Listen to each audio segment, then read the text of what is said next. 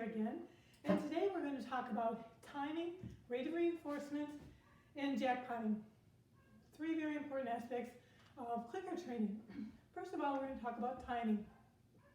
Timing is very important because if I ask my dog to sit, and Tessa sits, and she sits, and I sit here and wait, she went back into a down again. And then if I'm late with my click, if I click now and I give her a treat, what does she think she's being rewarded for?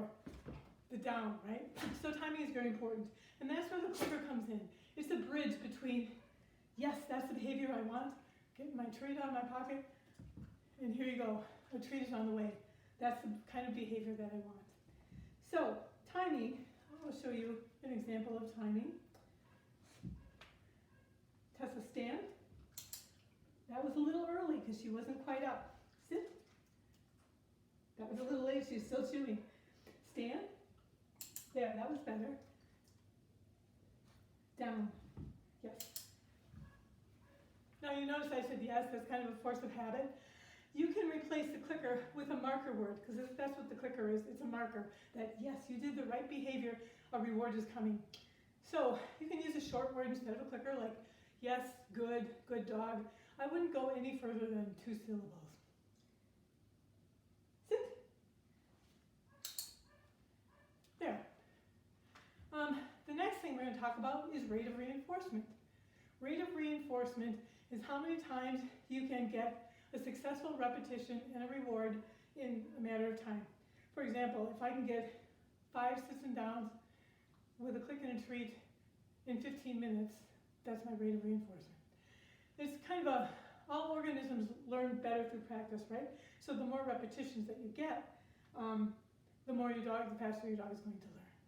So I'll explain that to you right now. We'll demo that. Tessa? Down. Sit. Sit. Down. Down. Down. Sit. Sit. Down.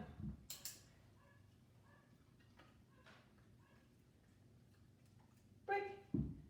Okay, that probably I could do a lot better with that repetition, but like I said, she doesn't like the down. It's one of those very submissive positions, and you can't run very fast when you're in a down.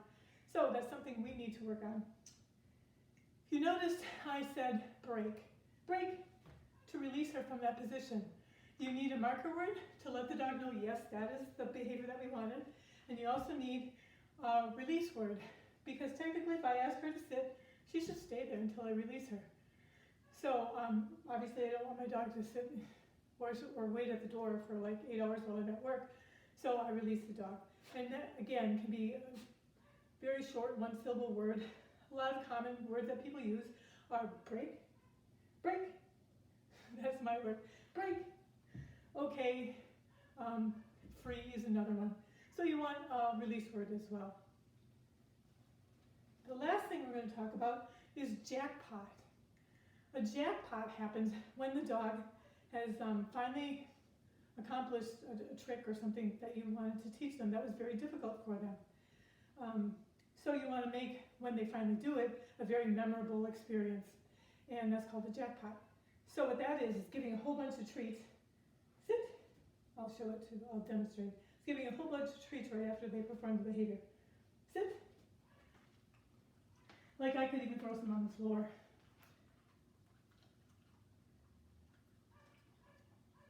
A good example is I had a dog that did not like to do the tire jump in agility. It's just like a tire, actually, that they have to jump through. It's a hoop, and the dog didn't like it. So I was standing on the other end of the hoop, called the dog over. She happened to go through it, and at that time, my treat bag broke. Treats all over the floor. So the dog really got rewarded, got a jackpot for going through that jump unintentionally, and that does happen sometimes. But it was a good thing. It can also be a bad thing if it happens at the wrong time. So remember to use your jackpot sparingly, and when the dog has finally done something that was very difficult for them to do, or anytime you want to make a big impression. But again, use it sparingly. The other thing was rate of reinforcement. The more repetitions you get in, correct repetitions, by the way, you get in, in a minute, the faster the dog is going to learn. And then your timing has to be right. Like that, as soon as your dog performs the behavior, click and treat, because you don't want him to do another behavior in the meantime. So, I think that's enough for you to practice for a while. Happy clicking!